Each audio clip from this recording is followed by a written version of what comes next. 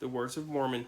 And now I, Mormon, being about to deliver up the record which I have been making into the hands of my son Moroni, behold, I have witnessed almost all the destruction of my people, the Nephites.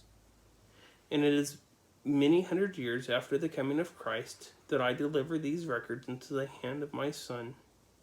And it supposeth me that he will witness the entire destruction of my people. But may God grant that he may survive them, that he may write somewhat concerning them, and somewhat concerning Christ, that perhaps some day it may profit them. And now I speak somewhat concerning that which I have written. For after I had made an abridgment from the place of Nephi down to the reign of this King Benjamin, of whom Amaleki spake, I searched among the records which had been delivered into my hands, and I found these plates which contained the small account of the prophets from Jacob down to the reign of this King Benjamin, and also many of the words of Nephi. And the things which are upon these plates pleasing me, because of the prophecies of the coming of Christ.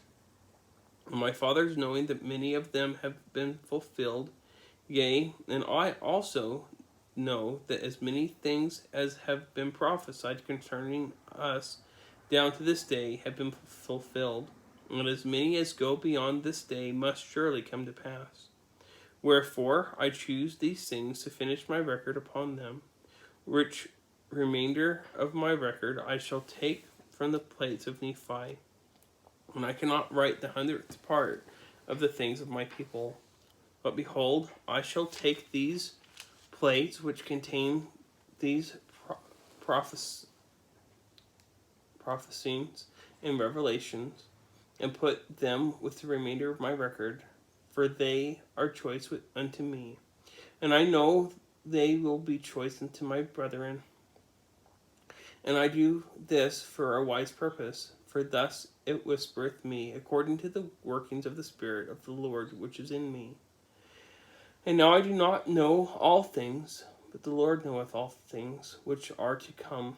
Wherefore he worketh in me to do according to his will. And my prayer to God is concerning my brethren, that they may once again come to the knowledge of God, yea, the redemption of Christ, that they may once again be a delightsome people. And now I, Mormon, proceed to finish out my record, which I take from the place of Nephi, and I make it according to the knowledge and the understanding which God has given me.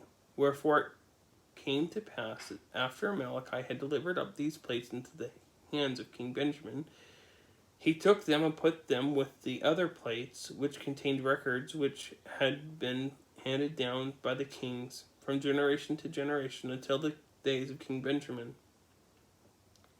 And they were handed down from King Benjamin from generation to generation until they have fallen into my hands. And I, Mormon, pray to God that they may be preserved from this time henceforth. And I know that they will be preserved, for there are great things written upon them, out of which my people and their brethren shall be judged at the great and last day, according to the word of God which is written. And now concerning this King Benjamin, he had somewhat of contentions among his own people. And it came to pass that also that the armies of the Lamanites came down out of the land of Nephi to battle against his people.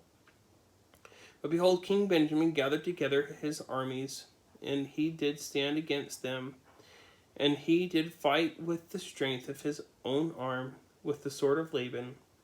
And in the strength of the Lord they did contend against their enemies until they had slain many thousand of Lamanites. And it came to pass that they did contend against the Lamanites until they had driven them out of all the lands of their inheritance. And it came to pass that after there had been false Christs, and their mouths had been shut, and they punished according to their crimes, and after there had been false prophets and false preachers and teachers among the people, and all these things have been according to their crimes, and after there having been much contentions and many dissensions away unto the Lamanites, behold, it came to pass that King Benjamin, with the assistance of the holy prophets who were among his people, for behold, King Benjamin was a holy man, and he did reign over his people in righteousness.